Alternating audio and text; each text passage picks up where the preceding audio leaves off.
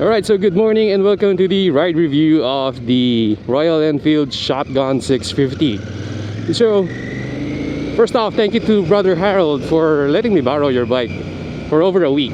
And I can say this is not very compatible with the Z900 RS because this is a totally different bike. The Z900 RS, you can get a speeding ticket with it.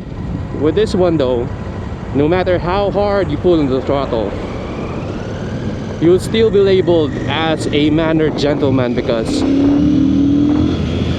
you're not gonna reach illegal speeds with this thing. I've used the Bear 650 before, like a week ago.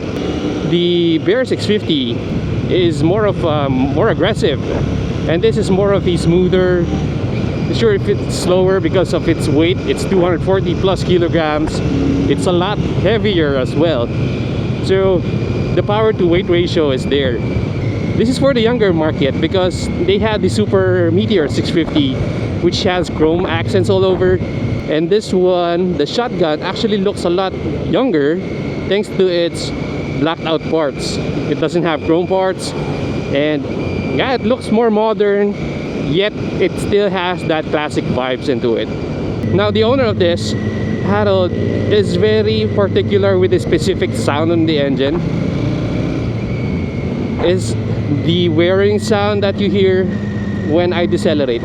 And the dealer said that when you use or when you get an aftermarket exhaust, it's gone. Well, I think it's still there, it's just not heard anymore because it's going to be overshadowed by the sound of the new exhaust system.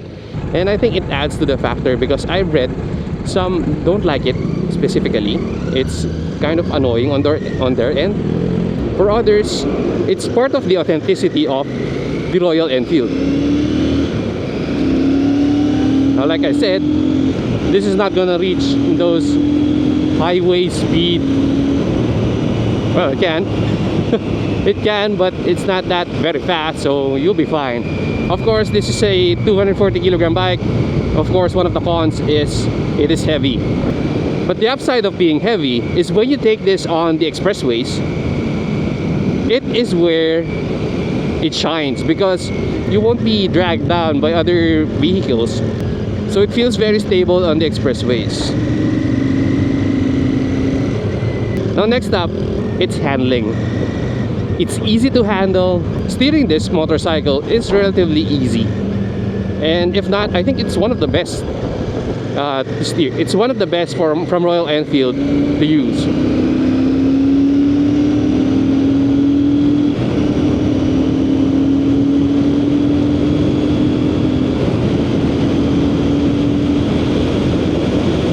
You can see just how stable this bike is. It's not really just relaxing on this at this point.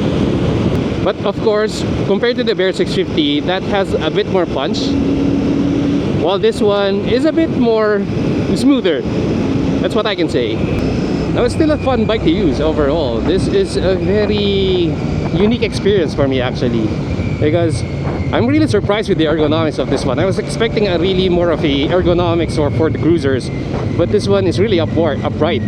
So the seat is also very comfortable. There's lots of padding. And handling is actually surprising as well. And I just noticed for the Bear 650, the rear brakes is a single piston caliper, and for this one, this is a dual piston caliper. But I can say that the brakes for the rear is really has a lot of grip on it. Though the comments from the internet said that the ABS kicks in kind of early, especially when you're in an incline. But so far, I haven't experienced that yet.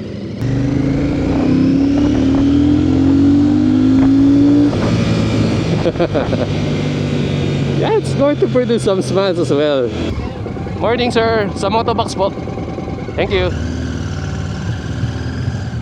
Alright, so now we're nearing the cafe, and yeah, let's take a closer look at this motorcycle.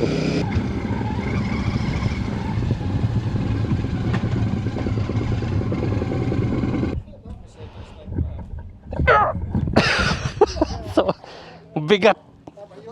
So this is where it usually shines the most. It is when you visit or go into leisurely rides, specifically on coffee shops. This is where you take a break, you take it slow, you park your bike nearby, or if possible, just in front of you. The Shotgun 650 is such a pleasant bike to look at. But riding the bike is actually fine. It rides like a standard motorcycle. It has good commanding position. You have great steering capabilities. The handling is great as well. But what I find kind of awkward is like I'm sitting on a very muscular horse with short legs. Anyway, the Royal Enfield is such a great bike. It's just a good overall composition of a very gentlemanly bike. Again, the Royal Enfield is not for those performance-hungry motorcyclists, because what I found is Royal Enfield is catering to the A2 market with its detuned engine and its very controllable and approachable performance. But I heard that some modify and buy upboard kits in which unlocks the performance or the hidden capabilities of this 650 platform. When you look at it, it's actually a more younger generation compared to the Super Meteor 650 with all of its blacked out parts, the more striking colors that is used for the shotgun lineup. But for the tailpipes, because this is a 2:2 tailpipe, it's a lot more quiet compared to the Bear 650.